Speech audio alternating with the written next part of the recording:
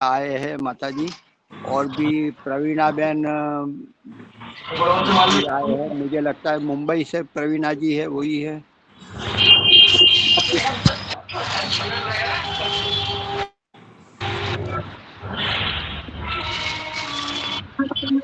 नमस्ते जी नमस्ते। हाँ हाँ, ठीक है ठीक है। आप भजन लेंगे न? हाँ, आशीष माता जी ने कल लिया था, आज आप लीजिए प्रवीणा जी। हाँ, हाँ जी। हमारे अभी कभी मैंने बात कही प्रवीणा जी में, अभी आचार्य प्रद्युम्न जी, स्वामी रामदेव जी के गुरु, तो वो यहाँ रोजड़ में पधारे थे। एक शिलान्यास करने था, एक बिल्डिंग बनाने का, उसकी भूमि पूजन, तो उसके लिए आए थे। तो ये हमारे धाम के दर्शन हेतु यहाँ आ रहे, तो हम उनकी राह देख रहे हैं, इसलिए यहाँ खड़े हैं। तो पहले हम करते हैं। ओम सहना भवतु सहनौ भुनक्तु सह वीर्यं कर्वावहै तेजस्विना वधीतमस्तु मा विद्विषावहै। ओम शांति शांति शांति। सबको सादर नमस्ते जी। वैदिक प्रज्ञा व्याख्यान माला ऑनलाइन समूह में आप सभी का स्वागत है। मुंबई से हमारे प्रवीणा बहन जी आए हुए हैं, उनका हम भजन सुनेंगे, तो कृपया प्रारंभ करें। सभी को सादर नमस्ते। अभी मैं ऑस्ट्रेलिया में हूँ। अच्छा जी जी, बहुत बढ़िया। आप वहाँ भी हमें याद करते हैं, भारत को याद करते हैं, भारत में भी हम सबको याद करते हैं। खूब खूब धन्यवाद अपना जी। अपना अपना जीवन तो आर्य समाज से जुड़ा है, तो कहीं पे भी दुनिया में रहेंगे ना। अभी 9:30 बजे हैं रात के यहाँ। मैं एक छोटा सा भजन गा रही हूँ। प्रभु भक्ति में मन को लगाइए, वो सबका पालनहार है। दुख दूर करेगा परमात्मा, सर्व सुखों का वो भंडार है। खाली उसके द्वार से आए, ऐसा कभी ना हो सकता। परम पिता को भूल के प्राणी सुख से कभी ना सो सकता। उसकी महिमा का पाया नहीं पार है। भाई बंधु माल खजाना साथ तेरे ना जाएगा। धर्म ही एक अंत का साथी, काम तेरे जो आएगा। शुभ कर्मों से होता बेड़ा पार है, नाव पापी की डूबे मझधार है। दुख दूर करेगा परमात्मा, सर्व सुखों का वो भंडार है। विषयों में फंस करके बंदे जीवन को बर्बाद ना कर। नर तन चोला जो उत्तम है, पाप ना अपराध ना कर। नंदलाल प्रभु निराकार है, नमस्कार उसे बारंबार है। दुख दूर करेगा परमात्मा, सर्व सुखों का वो भंडार है। प्रभु भक्ति में मन को लगाइए, वो सबका पालनहार है। दुख दूर करेगा परमात्मा, सर्व सुखों का वो भंडार है। बहुत बहुत धन्यवाद जी समय देने के लिए। बहुत सुंदर। एक और भजन ले सकते हैं, सुशील गुप्ता जी, यदि वो चाहते हो हम ले लें? जी लीजिए, आप लीजिए संतोष माता जी, लीजिए। चलिए, बहुत बहुत धन्यवाद।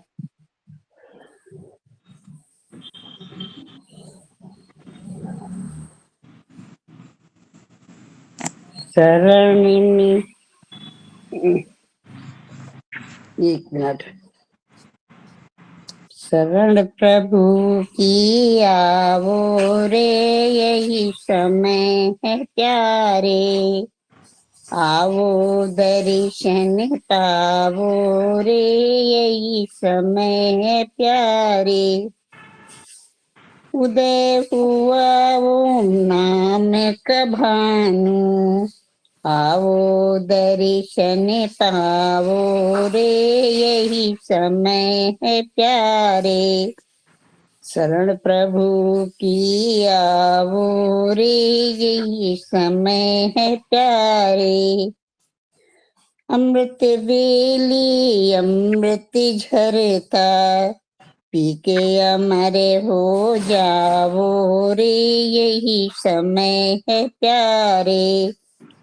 शरण प्रभु की आवो रे, यही समय है प्यारे। ईर्षा द्वेष और कपट को त्यागो, प्रभु में चित्त लगावो रे, यही समय है प्यारे। शरण प्रभु की आवो रे, यही समय है प्यारे। ईश्वर की गुण धारण कर लो, अंत को ना पछतावो रे, यही समय है प्यारे।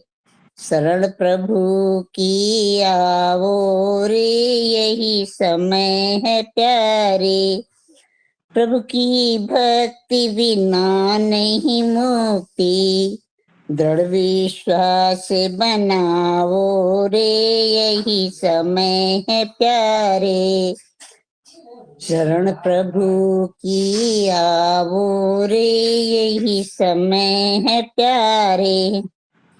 छोटे बड़े सब मिल के खुशी में, गुण ईश्वर के गावो रे, यही समय है प्यारे। शरण प्रभु की आवो रे, यही समय है प्यारे। आवो दर्शन पावो रे, यही समय है प्यारे। ओम बहुत बहुत धन्यवाद मुनि जी समय देने के लिए। सभी को सादर नमस्ते। बहुत बढ़िया। तो आज के हमारे वक्ता है श्रुति जी सेतिया फरीदाबाद से, तो मैं उनको निमंत्रित करता हूँ वो अपना वक्तव्य प्रारंभ करें। हमारे यहाँ आज आचार्य प्रद्युम्न जी आने वाले हैं, तो उनकी हम राह देख रहे हैं बाहर। तो अभी 4 बजे बताया गया है, तो मैं आपका वक्तव्य सुनूंगा और बाद में लिखूंगा भी, सुन के रिकॉर्डिंग देखता हूँ, तो 1-2 दिन में लिख दूंगा। जी प्रारंभ करें। धन्यवाद आदरणीय मुनि जी। सभी आर्यजनों को सादर नमस्ते। और बहुत सुंदर दृश्य आप दिखा रहे हैं, जो पीछे आप जहाँ भी हैं, शायद किसी गुरुकुल या उसमें है, मुझे नहीं पता, परंतु बहुत ही सुंदर व्यवस्था, बहुत सुंदर बना हुआ है ये। हाँ, ये दर्शन योग धाम लाकरोड़ा है, मैं वहीं रहता हूँ। अच्छा। यहाँ 1 वर्ष हो गए, यहीं में रहता हूँ, तो हम भी आश्रम में वहाँ आ रहता हूँ। सकते हैं, वहाँ पे देखने कार्यक्रम या कुछ? हाँ जरूर, जी। बिल्कुल आइए, पधारिए, यहाँ रहिए, निवास 1-2 दिन, सप्ताह, महीने, हमेशा के लिए भी आ जाइए, यहाँ सभी प्रकार से स्वागत है, जरूर। धन्यवाद, बहुत सुंदर। ईश्वर का बहुत बहुत धन्यवाद, जो हमारे को एक ऐसा कर्तव्य देता है ईश्वर की, हम गृहस्थ आश्रम के बाद हम लोग जो ये वानप्रस्थ की ओर जाएं और अपने जीवन को सुंदर व्यवस्थित बनाएं, हमारा सभी का कर्तव्य है। तो ईश्वर आपको और सामर्थ्य देवे, आप इसी प्रकार कार्य करते रहें। मुनि जी, मैं थोड़ा सा पढ़ रही थी नारियों के विषय में, कि नारी सम्मान से ही समाज का निर्माण होता है। आज भी हमारे कई जगह देखने को मिलता है, नारियों को ऐसा सम्मान नहीं मिल रहा जैसे पुरुषों को मिलता है, या वर्तमान समय में भी हम कह सकते हैं नारियां मॉडर्न हो गई हैं, परंतु वो अधिकार उनको नहीं मिला। तो इस विषय में हमारे को थोड़ा चिंतन की आवश्यकता है कि वर्तमान समाज में जो जितना योगदान, महत्ता और अधिकार पुरुष वर्ग का है, उतना नारियों का नहीं होता। आज तो है, हम कह रहे हैं आज नारियों का भी उतना ही योगदान है, परंतु पुरुष को प्रधानता देने वाले कुछ लोगों के द्वारा महिलाओं को यथा योग्य सम्मान नहीं मिल पाता। जहां नारियों का सम्मान कहते हैं होता है, वहीं सुख शांति का वास होता है, और जहां नारियों का अपमान होता है, वहां पे वो राष्ट्र, वो समाज, वो गर्त में जाकर गिर जाता है।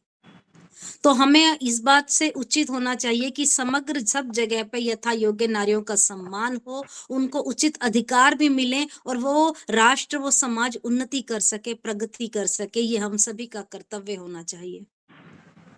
एक नारी के क्या कर्तव्य हैं, वो क्या क्या कर सकती हैं, उनमें क्या क्या योग्यता स्थित है, वो वेदों को यदि हम स्वाध्याय करें, वेदों में सब कुछ अच्छी प्रकार से लिखा हुआ है, तो हमें स्वाध्यायशील होना चाहिए।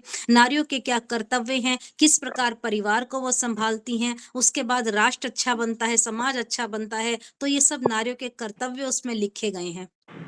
और हम बड़ा ही सुंदर बोलते हैं, अद पश्यस्वहा मोपरि संतराम पादको हरा माते कल्पशको दिशम स्त्री ही ब्रह्मा बुभुतः।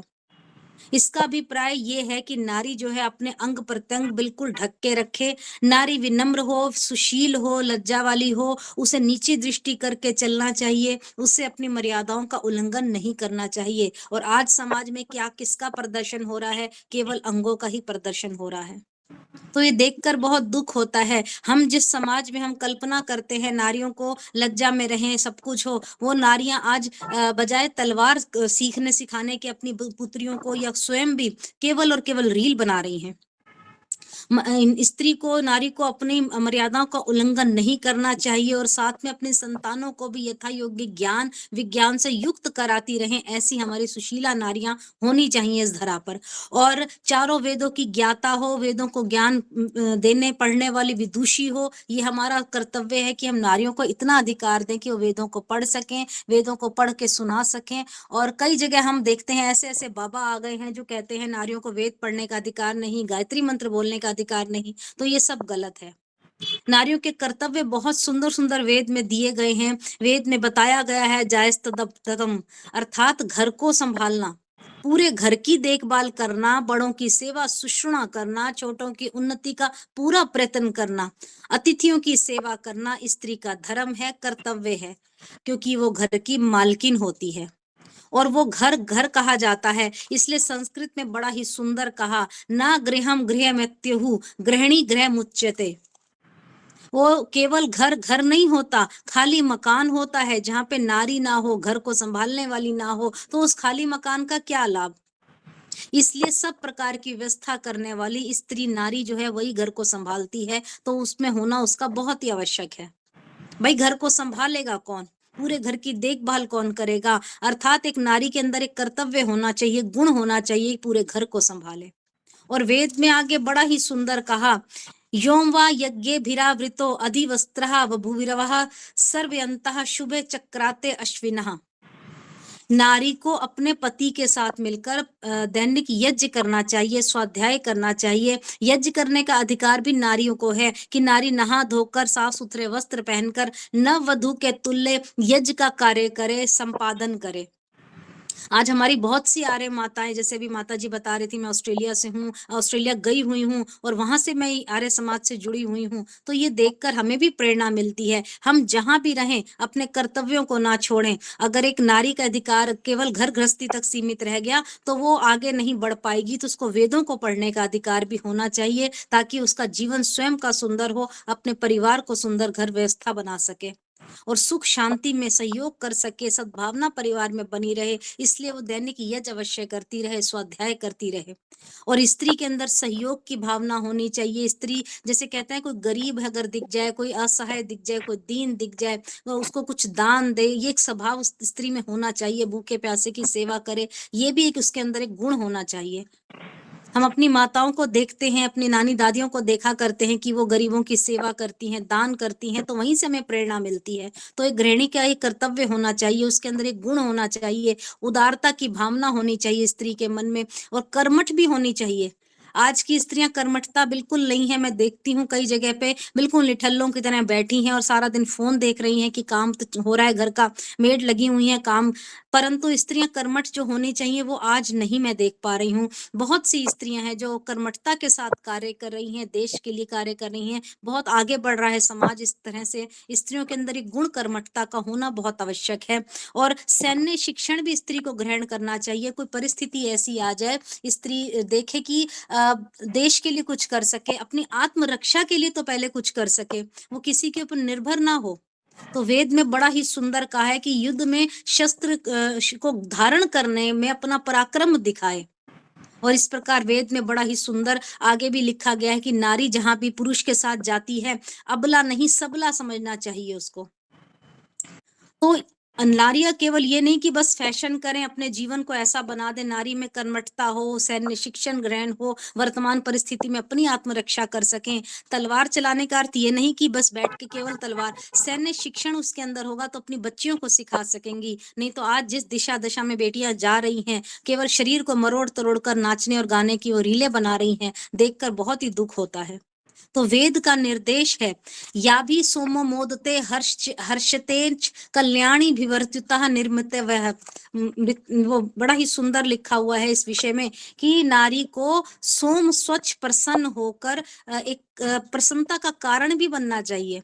अगर एक नारी घर में प्रसन्न रहेगी, स्वच्छ रहेगी, सुंदर उसका व्यवहार होगा, भजन कीर्तन गुनगुनाती अपने कार्य को करेगी, सुशीलता उसके अंदर होगी, तो पति भी प्रसन्न होगा। और सुशीलता कहते हैं एक ऐसा गुण होता है जो दूसरों को अपने वश में कर सकता है। तो इस प्रकार के व्यवहार से घर में सुख शांति बनी रहे। तो बड़ा ही सुंदर कहा है कि नारी को सुशील होना चाहिए, कल्याणकारी होना चाहिए, वेदों के अनुसार जीवन उसका होना चाहिए। और आगे अथर्ववेद ने बड़ा सुंदर कहा कि नारी स्त्री को प्रतिव्रता होना चाहिए, अनुव्रता रोहिणी रोहतस्या। जैसे रोहिणी नक्षत्र चंद्रमा के साथ रहता है, वैसे ही स्त्री को पति के साथ रहना चाहिए हर समय, और अनुकूल आचरण धारण करना चाहिए। ये नहीं कि साथ रह के लड़ाई झगड़ा होता रहे, पति के साथ व्यवहार ऐसा रखना चाहिए कि उसकी आज्ञा का उल्लंघन ना हो, पति की आज्ञा का उल्लंघन कभी ना करे, श्रद्धा पूर्वक पालन करती रहे। ये एक महान गुण है प्रतिव्रता का, स्त्री के अंदर होना चाहिए। वेद में कई प्रकार से नारियों की विशेषता बताई गई है, उसको किस प्रकार से अपने अंग प्रत्यंगों के अपने अनुरूप ढाल के ढक के रखना चाहिए, उसको क्या क्या अधिकार प्राप्त होने चाहिए, अपनी योग्यता से बढ़कर एक स्त्री समाज को, परिवार को, राष्ट्र को किस प्रकार एक प्यार से सेट करके, एक कहते हैं ना, एक बड़ा अपना व्यवहार अच्छा सा बना के, आचरण अच्छा बना के वश में कर सकती है। ये सब निर्देश दिए गए हैं। एक वश में करने का अर्थ ये नहीं कि सबको अपनी तरफ बिल्कुल वो कर ले, एक सामग्री बन सकती है, एक प्रेरणा बन सकती है एक स्त्री। ये सब निर्देश वेद में दिए गए हैं। इस प्रकार वेदों को अच्छे से स्वाध्याय करके एक शक्ति संगठन बनाकर एक सशक्त नारी हमें बनना है। कोई उपद्रवी ना आ जाए, कोई अत्याचारी ना आ जाए, कोई बलात्कारी ना आ जाए, हमारे समाज में अन्यायकारी ना आ जाए, महिलाओं के ऊपर अपना अधिकार ना समझ ले। स्वयं महिलाओं को अपने आप को जागरूक करना एक ऐसा गुण भी स्त्री में होना चाहिए।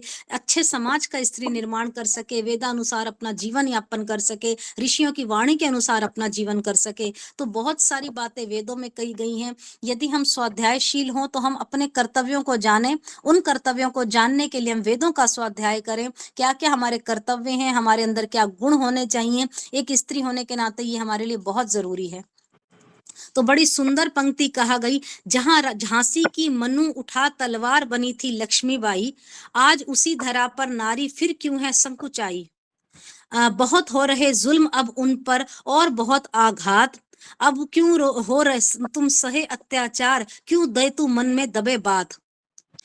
तुमने तो है बहुत सहा, नहीं मिला बराबर का मान, मिला कदम अब पुरुष से, बढ़ा नारी का सम्मान। याद करो उस नारी को जो लाई थी देश में आंधी, बनी देश की महिला मुखिया पहली इंदिरा गांधी। मान बढ़ाया जिसने देश का देकर अपना स्वर, कहते जिसको स्वर को किला नाम लता मंगेशकर। याद कर उन्हीं नारियों को, बढ़ा अब इच्छा शक्ति। अरे याद कर उन्हीं नारी को, बढ़ा अब इच्छा शक्ति। निकल आ पर्दे के बाहर, बन जा देश की प्रगति, बन जा देश की प्रगति। तो हम अपनी कर्तव्यों को, अपने कार्यों को किस प्रकार समझें, पहले तो बड़े घरों में नानियां दादियां जो बड़ी होती समझाया करती थी कर्तव्यों को, परंतु आज की स्त्री को कुछ कहो तो बुरा ही मान जाती है। तो उसके लिए हमें स्वाध्यायशील होना बहुत आवश्यक है। अथर्ववेद और इस तरह के वेदों का स्वाध्याय करके अपने कर्तव्यों की ओर हम ध्यान दें। आज नारियां बहुत कुछ कर सकती हैं, इस समाज का निर्माण कर सकती हैं। तो हम ये छोटे छोटे उदाहरणों से, छोटी छोटी बातों से अपने अंदर कुछ परिवर्तन लेकर आए, परिवार को संभालें, देश को संभालें, राष्ट्र को संभालें, तो नारियां क्या नहीं कर सकती हैं। तो ये थोड़े से विचार मैं पढ़ रही थी, मुझे बड़े अच्छे लगे विचार। जो आज मैं हालात देख रही हूँ, परिवर्तन जो हो रहा है, सोच का पाश्चात्य सभ्यता हमारे ऊपर जो हावी हो रही है, उसके अनुसार हम बदलती जा रही हैं अपनी सोच को। मॉडर्न जमाना है तो हम भी वैसी मॉडर्न बने। क्या पहनना है, क्या खाना है, कब उठना है, कब सोना है, कोई ज्ञान नहीं रहा और ज्ञान लेना भी नहीं चाह रही है। किसी को आज समझाओ तो सुनने को तैयार नहीं है नारी, कोई भी नारी। नारी दुश्मन बनी हुई है एक दूसरे की। पवित्रता का शब्द तो खत्म ही हो चुका है। किस प्रकार से बॉयफ्रेंड गर्लफ्रेंड रह रहे हैं ये आप सभी अच्छे से जानते हैं। मैं इस चीज को ज्यादा लंबा ना करते हुए अपने विचारों को यहीं पे समाप्त करके 2 पंक्तियां वाणी जो कह के भजन की, आगे आदरणीय लीला माता जी के विचारों को भी हम सुनेंगे। नारी नव निर्माण करे कर सकती है, जीवन का कल्याण करे कर सकती है। नारी नव निर्माण करे कर सकती है, जीवन का कल्याण करे कर सकती है। सच्ची माँ प्यारी जो चाहे कर दे नारी, सच्ची माँ बन प्यारी जो चाहे कर दे नारी। बिगड़ी बन जाए सारी, शक्ति है न्यारी न्यारी त्राण कर सकती है, जीवन का कल्याण करे कर सकती है। नारी नव निर्माण करे कर सकती है, जीवन का कल्याण करे कर सकती है। ज्योति बन ज्योति बन ज्योत जगाए, तम सारा दूर भगाए। ज्योति बन ज्योत जगाए, तम सारा दूर भगाए। पानी में आग लगाए, वायु तक रोक दिखाए। पानी में आग लगाए, वायु तक रोक दिखाए। प्राण भर सकती है, जीवन का कल्याण करे कर सकती है। नारी नव निर्माण करे कर सकती है, जीवन का कल्याण करे कर सकती है। बहुत बहुत धन्यवाद आदरणीय मुनि जी। इसी प्रकार हम नारियों को प्रेरणा आप सभी बड़ों से मिलती रहे। समाज राष्ट्र में हम भी अपने कार्यों को, आर्य समाज के कार्यों को आगे बढ़ा करें और स्वाध्यायशील बने, कुछ ज्ञान प्राप्त करें और इस ज्ञान को अपने तक सीमित ना करके चहु और फैलाएं। अपने उत्तम संस्कारों के साथ उत्तम संतानों को ये सारे संस्कार हम दें, ताकि सुशीलता का गुण, विनम्रता का गुण, परिवर्तता का गुण, सब पत्नीव्रता का गुण, ये सब अपनी बेटियों को दे सकें। शिक्षा साथ साथ बेटों को भी दे सकें, तो इस प्रकार का ज्ञान हमें मिलता रहे। बहुत बहुत धन्यवाद आप सभी का। आपका बहुत बहुत धन्यवाद। बहुत अच्छा आचार्य जी, बहुत अच्छा। और ऊंचाइयों पर पहुंचे आप, मुझे बहुत अच्छा लगता है। हर जगह की क्लास छोड़कर आपकी क्लास जरूर करने आते हैं। जी बहुत ही बढ़िया। बिल्कुल रेगुलर, हमेशा इसी समय सारे काम छोड़ के हमारा समय हमें देता है, हमें सभी को लाभ मिलता है। खूब खूब धन्यवाद। एक भजन लेना चाहते हो तो कोई भजन गा सकते हैं। सुशील जी, आप क्या गाना चाहेंगे? आपका कंठ ठीक हो तो लेता हूँ। जी लीजिए।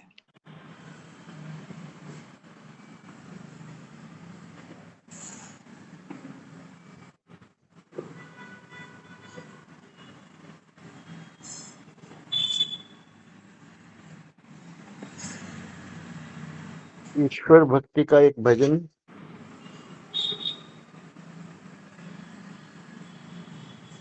ओम हो रक्षक हमारे, सब गुणों की खान हो।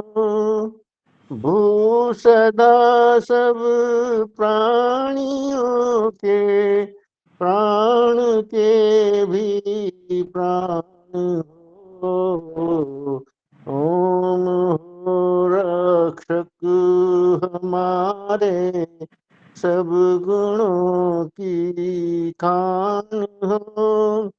भू सदा सब प्राणियों के प्राण के भी प्राण हो। भुआ सब दुखों को करते दूर कृपा निधान हो। स्वह सदा सुख रूप सुखमय सुखद सुखदि महान हो। ओम हो रक्षक हमारे सब गुणों की खान हो। भू सदा सब प्राणियों के प्राण के भी प्राण हो। तत्व ही सुप्रसिद्ध भगवन वेद वर्णित सार हो। देव सवितुर सर्व उत्पादक हो पालनहार हो। शुभ वरेण्यम वरण करने योग्य भगवन आप हो। शुद्ध भरगह मल रहित निर्लेप हो निष्पाप हो। दिव्य गुण देवस्य देव स्वरूप देव अनूप के। धीमहि धारे हृदय में दिव्य गुण सब आपके। ओम हो रक्षक हमारे सब गुणों की खान हो। भू सदा सब प्राणियों के प्राण के भी प्राण हो। धीमहि धारे हृदय में दिव्य गुण सब आपके। दियो यो न वह हमारी बुद्धियों का हित करें। अमर प्रचोदयात नित सन्मार्ग में प्रेरित करें। अस तो माँ सदगमय तमसो माँ ज्योतिर्गमे। मृत्योर्मा अमृतम गमे। हूँ असत से दूर भगवन सत्य का वरदान दो। दूर हो दुत तिमिर भगवन दिव्य ज्योति विदान दो। मृत्यु बंधन से छुड़ा अमरत्व है भगवान दो। प्रगति पाशों से छुड़ा नंद मधु का पान दो। ओम हो रक्षक हमारे सब गुणों की खान हो। भू सदा सब प्राणियों के प्राण के भी प्राण हो। ओम हो रक्षक हमारे सब गुणों की खान हो। सब गुणों की खान हो। ये गायत्री मंत्र पर आधारित भजन है। सबका बहुत बहुत धन्यवाद। बहुत ही सुंदर। अभी हमारे वक्ता लीलाबेन जी, उनको निमंत्रित करता हूँ। जी प्रारंभ करें। गायत्री मंत्र से ईश्वर की स्तुति प्रार्थना उपासना करेंगे। ओम भूर्भुवः स्वः तत्सवितुर्वरेण्यं भर्गो देवस्य धीमहि धियो यो न प्रचोदयात्। सबका रक्षक, जगत के सब जीवों का आधार, जो प्राणों से भी प्रिय और स्वयंभू है, जिसके संसर्ग से संसार के सारे प्राणी सभी क्लेशों से और दुखों से मुक्त हो जाते हैं, जो नानाविध जगत में सर्वत्र व्यापक होकर सबका पालन और पोषण करता है, सकल जगत का उत्पादक, सब ऐश्वर्य का दाता, जिसकी प्राप्ति में सभी की सब आशाएं एवं अभिलाषाओं की पूर्ति है, उस पवित्र परमात्मा के पवित्र तेज को हम अपने हृदय में धारण करते हैं। वो परमात्मा हमारी बुद्धियों को निकृष्ट मार्ग से निवृत्त करके उत्कृष्ट मार्ग की ओर प्रेरित करे। आदरणीय मुनि जी, धर्म प्रेमी सज्जनों, वंदनीय मातृशक्ति, हमारा विषय तो ऐसे यज्ञ के मंत्रों के ऊपर चल रहा है। अभी अभी श्रुति बेन ने जो बहुत अच्छी चर्चा नारियों के विषय में की, तो मेरा तो यही मंतव्य है कि स्त्रियों को कोई भी फील्ड में जाए, कोई भी काम करे, लेकिन दो क्षेत्र तो ऐसे कि उसको संभालना ही चाहिए, क्योंकि संतानों का निर्माण करना और घर की व्यवस्था संभालना, रसोई आदि संभालना, दूसरा काम चाहे मेड करे, कचरा पोता का आदि, लेकिन जो रसोई का काम है वो माँ के हाथों में होना चाहिए, और शिक्षा और संस्कार तो माँ ही दे सकती है। तो इसके विषय में मुझे इंदिरा लुई का एक अच्छा सा उदाहरण याद आ रहा कि पेप्सिको की कंपनी, जो भारत की नहीं लेकिन दुनिया की 20 स्त्रियां ऐसी थी जिसमें उसका नाम था इंदिरा लुई। पेप्सिको कंपनी की वो चेयरमैन बन गई, अध्यक्ष बन गई। तो वो सोचती थी कि मुझे इतनी छोटी सी उम्र में, जब उसको ये पद पर नियुक्ति हुई, तो उसी दिन उसको बहुत ही गर्व होने लगा कि मैं इतनी छोटी सी उम्र पर कहां से कहां पहुंच गई। तो अपने घर पर पहुंचती हैं, तो उसी समय उसकी माँ कहती है, उसकी माँ के सामने वो अपने पद नियुक्ति के बारे में गर्वभेर कहना चाहती है कि माँ सुनो, मैं आज एक सरप्राइज आपको दे रही, कि तेरी सरप्राइज एक और रख। माँ को पता था कुछ, तो उसने पहले ही उनको कह दिया कि तू जा अभी की अभी और दूध लेके आ बच्चों के लिए। तो उनका कहना यही था कि तू कुछ भी बन, चाहे पेप्सिको कंपनी की अध्यक्ष भी क्यों ना बन गई, लेकिन इस घर के उम्र के अंदर पग रखते ही तू इस घर की संतानों की माँ है और घर की गृहिणी है। तेरे दायित्व को, उत्तरदायित्व को नहीं भूलना है। बाहर का फील्ड संभालो, प्रोग्रेस करो, लेकिन अपना जो कर्तव्य है, जो निजी कर्तव्य स्त्रियों का है, वो किसी को नहीं सौंपना है। वो स्वयं संभालेगी, बच्चों को शिक्षा और संस्कार देगी, तो आज समाज को सुधरने में कोई देरी नहीं होगी। नेपोलियन ने भाई वही कहा था ने कि give me good mothers, I can give you good nation. मुझे अच्छी माताओं दो तो मैं नेशन, राष्ट्र अपने आप, समाज अपने आप उन्नति की ओर जाएगा।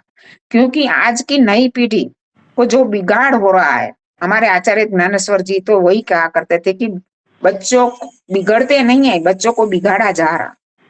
क्योंकि इस प्रकार की जो शिक्षा जो 13 साल के अंदर जो दे ही जाती है, वो शिक्षा ही नहीं है, वो एक अमूल्य संपत्ति है जो उनके निजी जीवन में जीवन भर साथ रहेगी। ऐसी संपत्ति तो माँ ही दे सकती है, और माँ का स्थान कोई सामान्य स्थान नहीं है। परमपिता परमात्मा ने तो माँ का स्थान बहुत ही ऊंचा बताया है। श्री ब्रह्मा बभूवि, तू तो इस संसार का निर्माण करने वाली ब्रह्मा है, क्योंकि संतान का निर्माण होगा तो संसार का निर्माण अपने आप होगा। तो माँ के ऊपर का जो दायित्व ईश्वर ने खुद सौंपा है, उस दायित्व को हमें संभालना चाहिए और गौरव करना चाहिए कि भगवान ने हमें इतना हमारे ऊपर भरोसा कर हमारे इस स्थान के लिए नियुक्ति की है। तो मैं स्त्रियों के बारे में तो, माताओं के बारे में तो उत्तरदायित्व है, लेकिन आज की माताएं बहन ने बताया इनकी क्या समझती है, कौन सुनती है। सब आधुनिकता की दौड़ में, पश्चिम के अंधानुकरण में दौड़े जा रहे हैं, भागे जा रहे हैं। बस किसी को कुछ नहीं है, कुछ सुनने के लिए भी तैयार नहीं है, सोचने के लिए भी तैयार नहीं है, स्वाध्याय की तो बात तो एक और इस सत्संग में आने के लिए भी तैयार नहीं। तो आज का समाज का जो पतन है, इसका मुख्य कारण जो स्त्रियां समझ जाए तो बहुत कुछ उन्नति हो सकती है। अभी मैं अपने विषय पर आती हूँ कि हमारा विषय जो चल रहा है, इसमें मैंने गत सत्संग में भी बताया था कि महर्षि दयानंद की अनेक विशेषताओं में एक विशेषता ये है कि महर्षि दयानंद ने वेदों के मंत्रों का अर्थ केवल मात्र जो गत सत्संग में हमने जो बताया था ने, गत सत्संग में नहीं, आगे के सत्संग में हमारे आचार्य जी कौन थे, लाकोड़ा सही थे, उन्होंने बताया कि 3 प्रकार से वेदों के मंत्रों के अर्थ हो सकते हैं, आधि भौतिक, आधि दैविक और आध्यात्मिक। महर्षि दयानंद से पहले ने सारा यजुर्वेद में तो पूरा कर्म कांड परक ही अर्थ बताया गया, आदि भौतिक ही अर्थ बताया गया, लेकिन महर्षि दयानंद की महत्वपूर्ण देन है कि उन्होंने केवल मात्र यज्ञ के मंत्रों पर, क्योंकि यजुर्वेद में पूरा यज्ञ के ऊपर ही है, यज्ञ का मंत्र, सब मंत्र हम जो भी आज यज्ञ करते हैं उसमें भी महर्षि दयानंद ने जो भी मंत्र नियुक्त किए हैं, ओम समिदाग्नि में सुसमिदा आदि यजुर्वेद में से ही लिए गए। यजुर्वेद में से बहुत से यज्ञ के मंत्र है और यज्ञ कर्मकांड का ही विषय है, तो इसमें तो पूरा आदि भौतिक अर्थ ही सायण महीधर आदि ने किया था, लेकिन महर्षि दयानंद ने उसका आदि भौतिक अर्थ बताकर हमारे ऊपर बहुत उपकार किया है, क्योंकि केवल मात्र यज्ञ एक भौतिक क्रियाकांड ही ना हो, लेकिन हमें परमेश्वर से, परमात्मा से जुड़ने का एक उत्तम साधन यज्ञ है, क्योंकि बिना आत्मिक उन्नति, भौतिक उन्नति किसी काम की नहीं। तो महर्षि दयानंद ने जो मैंने अभी तक तो वहां पर पहुंचे हैं हम, सूर्य ज्योति ज्योति स्वाहा, जो सूर्य शब्द भौतिक भी है और सूर्य परमात्मा को भी कहा गया है, और सूर्य एक अद्भुत देन है ईश्वर की, परमात्मा की। अनेकों वस्तुओं का निर्माण ईश्वर ने किया है, पूरे ब्रह्मांड का, सृष्टि का निर्माण ईश्वर ने किया है, लेकिन कुछ कुछ चीजें ऐसी बनाई है कि उस पर हम विचार करते रह जाएंगे कि सूर्य कितना अद्भुत बनाया है, कि सूर्य के कारण सारे लोकांतर में प्रकाश है, ऊर्जा है, जीवन है। कभी सूर्य नहीं होता, पश्चिम के देशों में तो कई कई दिनों तक सूर्य देखने को नहीं मिलता, धूप नहीं दिखी जाती, तो वो लोग तो पागल हो जाते हैं जब धूप दिखते हैं तो सूर्य हमारे जीवन में ऊर्जा भरता है, जीवनता भरता है। सुबह होते ही सारे पक्षी गण, वनस्पति आदि में एक नया जीवन, नई चेतना आ जाती है। तो सूर्य जैसे भौतिक जगत में प्रकाशित होता है, ऊर्जावान होता है, इसी प्रकार परम पिता रूपी सूर्य भी सारे ब्रह्मांड को रचकर उसके कण कण में व्यापक होकर वो सारे ब्रह्मांड का संचालन करता है। जो हवा में गति है, अग्नि में जो उष्णता है, सूर्य चंद्र में जो भी प्रकाश है, वो सारा का सारा संचालन ईश्वर के द्वारा हो रहा है। हर कण में गति है। आज का नास्तिक लोग क्या कहते हैं कि ये सृष्टि अपने आप बन गई, इसमें बनाने वाला कोई नहीं और अपने आप चल रही है। कोई चीज ऐसी देखी है आपने कि अपने आप बन जाती हो? कोई बनती भी नहीं, और बनती है अकस्मात तो इसमें कोई व्यवस्था नहीं देखी जाती। जो पूरे ब्रह्मांड में एक अद्भुत व्यवस्था देखी जाती है। और आज के खगोल शास्त्री और वैज्ञानिक आदि लोग भी कहते हैं ना कि इतनी जो इस पर रिसर्च करते हैं ना वैज्ञानिक लोग, तो उसको पता चलता है कि कितनी अद्भुत बुद्धिमत्ता से परमपिता परमात्मा ने अपनी विलक्षण प्रतिभा से इन ब्रह्मांड की एक एक चीज को बनाया है। ब्रह्मांड के अंदर जो भी है, जैसे सूर्य है तो सूर्य का और पृथ्वी का डिस्टेंस इस प्रकार से रखा गया है कि जो ना हमें इतनी गर्मी लग सकती है ना इतना शीत लग सकता है, और पृथ्वी भी 23.5 डिग्री झुक कर सूर्य के आसपास प्रदक्षिणा करती है। और जो उष्णतामान है वो भी, और ऋतुओं का परिवर्तन आदि भी सारी चीजें वो इस प्रकार की जो आखे सारे ब्रह्मांड में व्यवस्था है, एक एक चीज को जहाँ स्थान पर नियुक्ति की गई है, और पृथ्वी भी प्रदक्षिणा कर रही है सूर्य के आसपास। कोई जड़ चीज अपने आप गति नहीं कर सकती। ऐसे जड़ परमाणुओं में इलेक्ट्रॉन, प्रोटॉन, न्यूट्रॉन में भी गति है। तो गति देने वाली कोई चेतन सत्ता अवश्य है। तो ये नास्तिकों का मत अवश्य ही आवकार्य नहीं है, न तो स्वीकार करने योग्य है, क्योंकि परमपिता परमात्मा की जो रचना है वो ईश्वर के द्वारा ही संचालित है। तो इसी प्रकार सूर्य ज्योति ज्योति सूर्य स्वाहा, तो सूर्य अर्थ ईश्वर का भी है, और सूर्य भौतिक जगत में जो प्रकाश दे रहा है, हमें ऊर्जा दे रहा है, वो सूर्य भी है। और ज्योति ज्योति, ज्योति क्या है? ज्योति यानी प्रकाश। प्रकाश तो प्रकाश यानी जो भी ग्रहों में, नक्षत्रों में, चंद्र में, पृथ्वी में और दूसरी भी जो जो चीजें, विद्युत है, अग्नि है, हमारा मन है, इंद्रियां है, सारी चीजों को ज्योति में गिनाया गया है। तो इनमें जो ज्योति है, इनमें जो प्रकाश है, वो किसके द्वारा है? वो ईश्वर के द्वारा है। इसलिए ईश्वर क्या है? ज्योतियों की भी ज्योति है। तो इस प्रकार से हमने इसका अर्थ किया था कि सूर्य ज्योति ज्योति स्वाहा। स्वाहा का अर्थ इस प्रकार से बताया जाता है कि स्व आहा, मेरा जो कुछ भी है वो मेरी वाणी इस प्रकार से उद्बोधन कर रहा है यज्ञकर्ता कि मैंने जो कुछ पाया है, मेरे पास जो कुछ भी है ईश्वर का दिया हुआ है, और मैं मन वचन कर्म से उसको पूरी श्रद्धा से और पूर्ण विश्वास से यज्ञ कार्य में इसको समर्पित कर रहा हूँ। इसमें मेरा कुछ भी नहीं है, मेरा अपना स्वार्थ, निजी स्वार्थ नहीं है, मैं संसार के कल्याण के लिए स्वाहा कर रहा हूँ। तो इसी प्रकार से सूर्य ज्योति ज्योति स्वाहा का हमने अर्थ किया था। तो आगे का जो अर्थ है उस पर हम थोड़ा विचार करेंगे। सूर्यो वर्चो ज्योति वर्च स्वाहा। इसमें वर्च शब्द नया है। वर्च का अर्थ क्या है? वर्च का अर्थ है विद्या। और सारी विद्या, जो भी विद्या है हमारे संसार में, हमारे पास है, भौतिक विद्या, आध्यात्मिक विद्या, जो भी विद्या है, पराविद्या हम शब्द प्रयोग करते हैं। दोनों प्रकार की विद्या है हमारे वेदों में, और ये वेदों का ज्ञान देने वाला भी ईश्वर है। हमारा धर्म ग्रंथ वेद है। आज हम कहते हैं हमारा धर्म ग्रंथ वेद है, लेकिन उसको मानने वाले और उसको जानने वाले कितने हैं? कई लोग नहीं जानते कि हमारा धर्म ग्रंथ वेद है। कई लोग तो गीता को अपना धर्म ग्रंथ बताएंगे, कोई रामायण को बताएंगे, कोई पुराण को बताएंगे, लेकिन वास्तव में हमारा धर्म ग्रंथ वेद है वो जानने वाले भी लोग बहुत कम है। हमारा धर्म ग्रंथ वेद है, ये तो हमारे बीच के काल के अंदर जो स्वामी दयानंद सरस्वती से पूर्व तो वेदों को लोग जानते भी नहीं थे। तो वेदों को तो क्या बताया गया था? अनर्गल प्रलाप है, गडरियों के गीत हैं, वेदों में कुछ भी नहीं है। और पश्चिम के विद्वानों ने तो अपनी दृष्टि से वेदों का मंत्रों का अर्थ किया, और हमारे विद्वानों ने अज्ञानतावश और कुछ स्वार्थवश अपनी दृष्टि से उसका अर्थ किया, जिसके कारण लोग वेद का नाम तो सुना था, लेकिन वेद में क्या है, वेद क्या है वो उसको पता नहीं था। लेकिन आज हमें इतनी तो बात अवश्य पता है कि संसार के किसी भी शास्त्र की रक्षा के लिए इतना कठोर परिश्रम नहीं किया गया जितना वेदों की रक्षा के लिए परिश्रम किया गया। क्योंकि हम कहते हैं ना कि हमें जानते हैं कि उस समय भी कुछ ब्राह्मण लोग ऐसे थे, अपनी इजाराशाही मानते थे वेदों का, क्योंकि स्त्रियों को और शूद्रों को वेदों का पढ़ने का अधिकार नहीं था।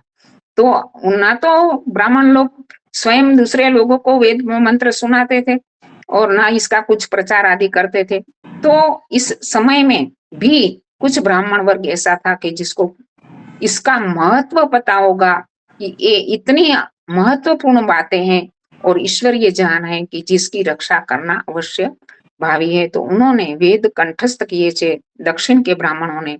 तो उसी समय भी चारों वेदों को कंठस्थ करने वाले ब्राह्मण हमारे भारत देश में थे।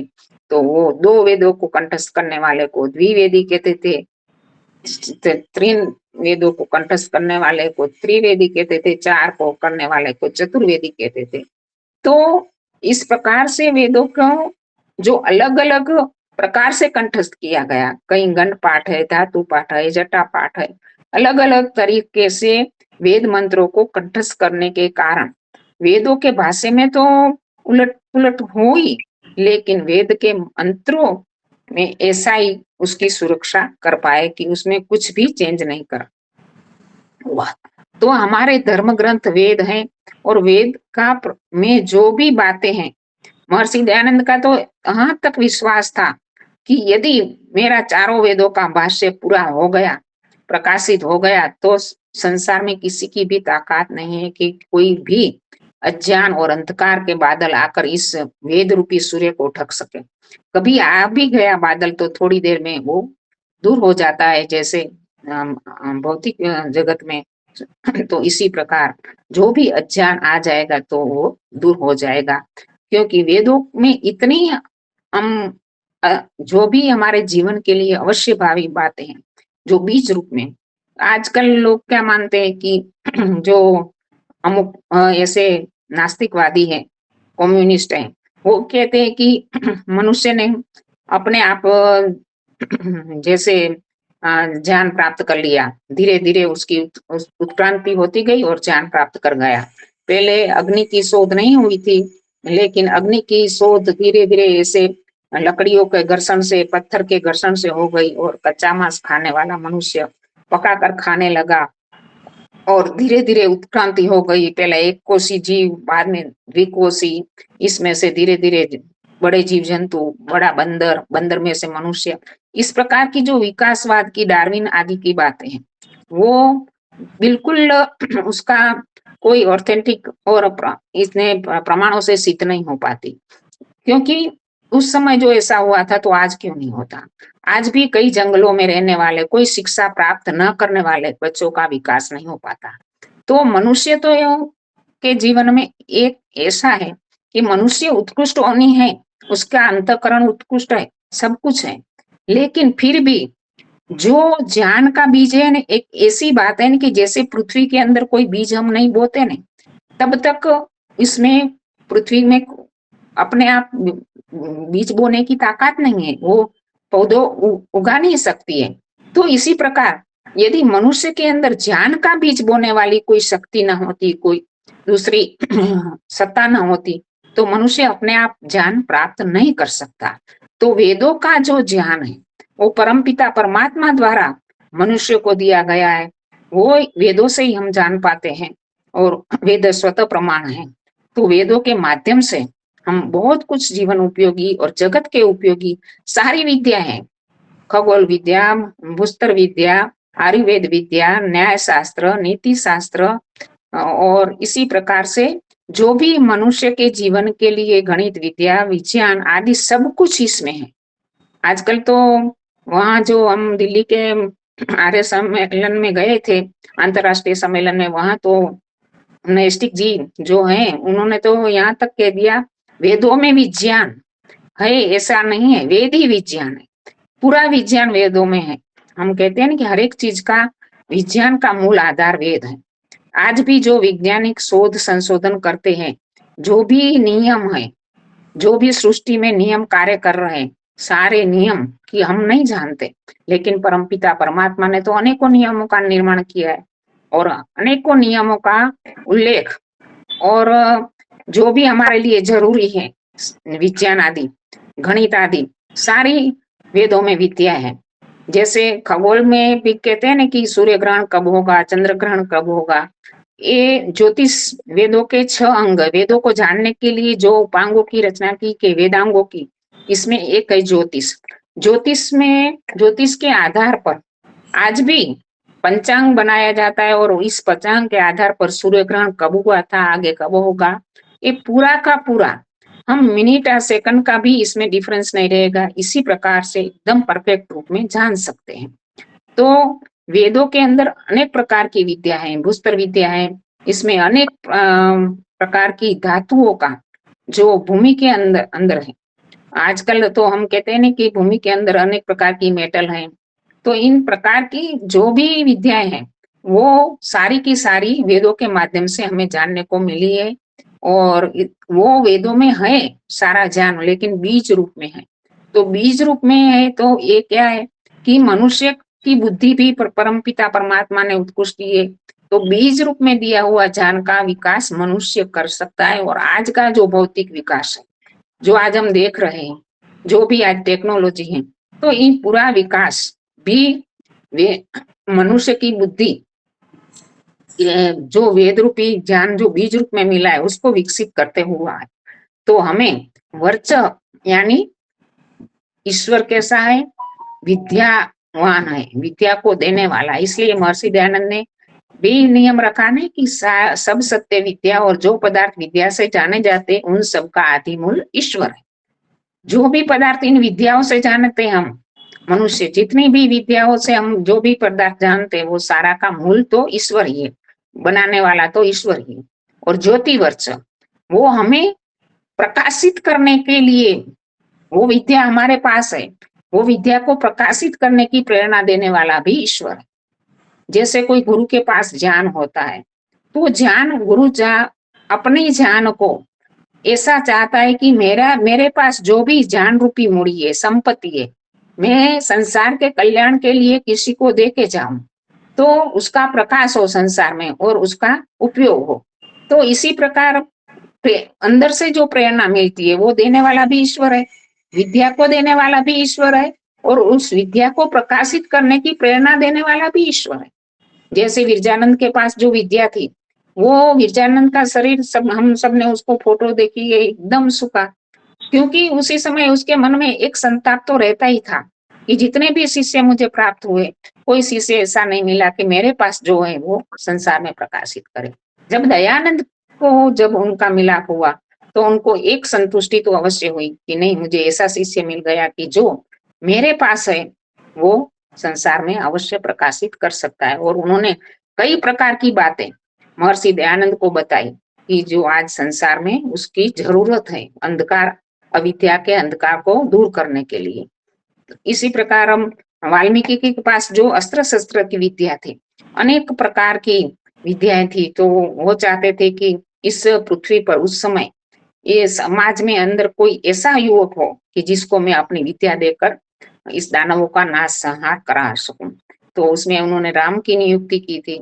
हर एक आचार्य और गुरु होता है, जिनके पास जो विद्या होती है वो उसको देने की अंदर से जो प्रेरणा देता है वो भी ईश्वर है। ज्योति वर्चः स्वाहा। अभी आगे का है ओम सजुर्देवेन सवित्रा सजुरुषसेन्द्रवत्या जुषाण सूर्यो वेतु स्वाहा।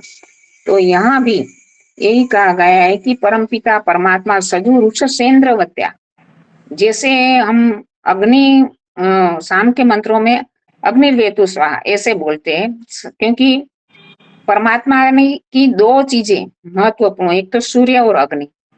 सूर्य के कारण दिन भर प्रकाश रहता है, सुबह की उषा के साथ हमें संयुक्त करता है परमपिता परमात्मा।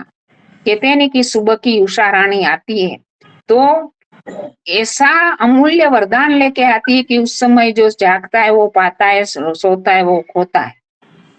सुबह की उषा यानी ब्राह्म मुहूर्त में जागने वाले को बहुत सारा ऐसे इस प्रकार का उनकी अंदर की जो स्फूर्णा है, अंदर के जो विचार है, अंदर की जो शक्तियां हैं, उसको स्फुरित होने में बहुत सहायक प्रकृति के तत्व सहायक बनते उस समय की उषा में। इस प्रकार का वातावरण होता है। तो उषा के साथ परमपित संयुक्त मनुष्य समाज को उषा के साथ संयुक्त करने वाला ईश्वर है। और ईश्वर से क्या मांगा गया है कि हे जुषाण, हे प्रीति पूर्वक सवित्रा, सवित्रा ईश्वर का नाम है, तू हमें क्या कर, सूर्यो वेतु स्वाहा, वेदादि शुभ गुणों से विज्ञानवान कर। तो परमपिता परमात्मा से हम यज्ञ के मंत्रों के द्वारा परमपिता परमात्मा से बहुत कुछ मांग रहे हैं, और उसकी साथ साथ ऐसे परमात्मा के दिव्य गुणों तो हमें पता चलता ही है, उसकी दयालुता का तो पता चलता ही है कि कितना ईश्वर ने हमारा ख्याल रखकर सूर्य बनाकर, रात्रि बनाकर, अग्नि आदि तत्व बनाकर, विद्युत आदि बनाकर हमारे पर कितना उपकार किया। एक एक चीज पर हम विचार करते हैं तो लगता है कि नहीं, वाह ईश्वर तेरा अनुभव उपहार है।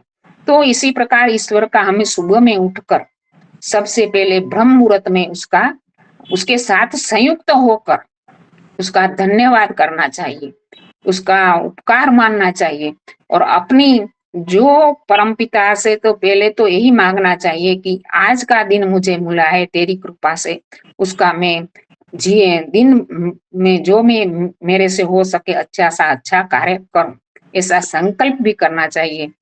और परमपिता परमात्मा की ब्रह्म यज्ञ द्वारा उपासना करनी चाहिए। तो सूर्य की तो अनेक शिक्षाएं हैं।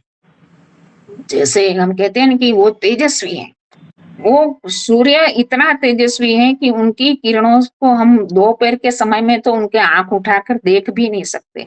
सुबह और शाम का जो लालिमा होती है वो नरम होती है, सौम्य होती है। तो उससे दोनों समय में वो समान होती है। जब सूर्यास्त होता है उसी समय भी जो लालिमा है और सूर्योदय के समय भी जो लालिमा है वो भी समान होती है। तो हमें भी अपने जीवन में हर एक समय सम रहना चाहिए। गीता भी यही उपदेश देती है ना कि सम स्थिति होनी चाहिए। सुख आएगा, दुख आएगा, मान होगा, अपमान होगा, जो भी परिस्थिति हमारे जीवन है तो कुछ भी रहेगा। तो इसी में हमें सम रहना चाहिए और निरंतर, सूर्य कैसे निरंतर नियमित रूप से कभी भी एक भी मिनट का देरी नहीं करता, इसी प्रकार से हमारे जीवन में भी नियमितता होनी चाहिए, व्रत होने चाहिए। अव्रती अमानुष, जो हमारे जीवन में कोई व्रत नहीं है, सूर्य के जीवन, सूर्य से हमें कितनी अनुपम उपमा मिलती है कि वो कितना नियमित व्रती है, निरंतर कार्य करता है।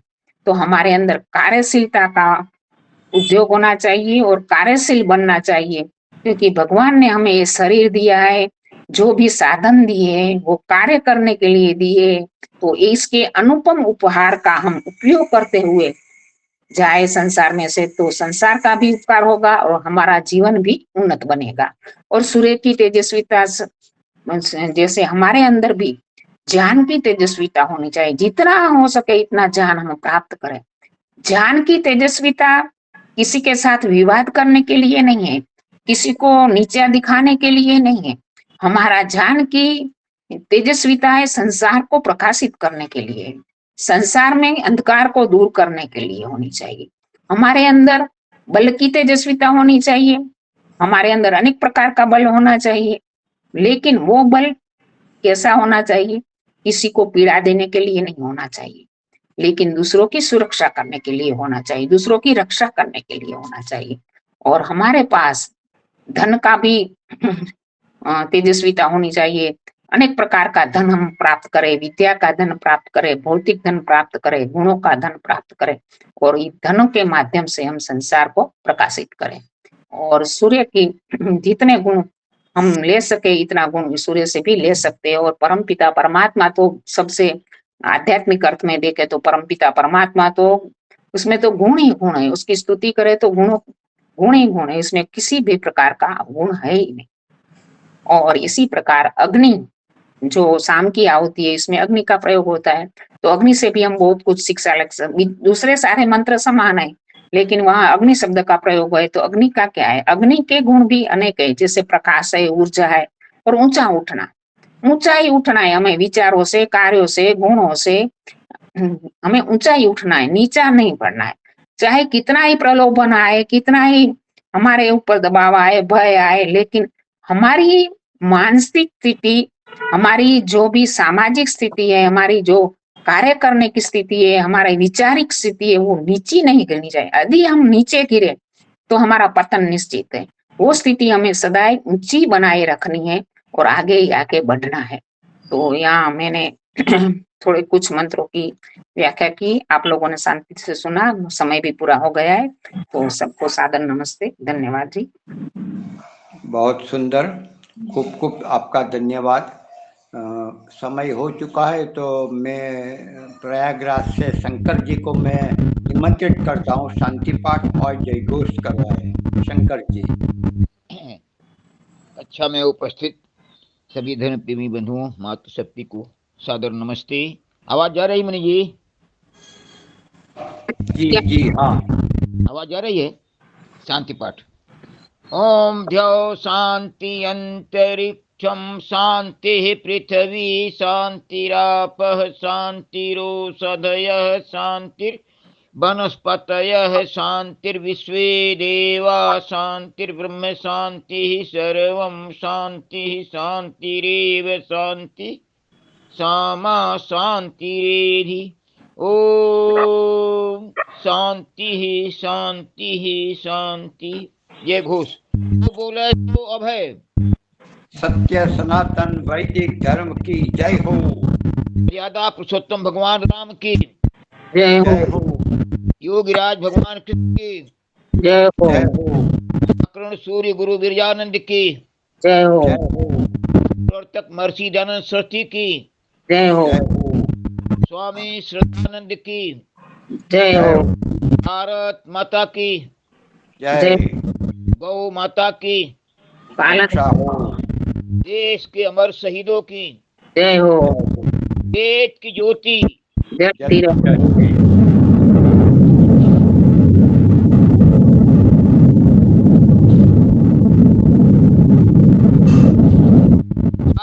समाज अमर रहे। सत्यार्थ प्रकाश अमर रहे। जय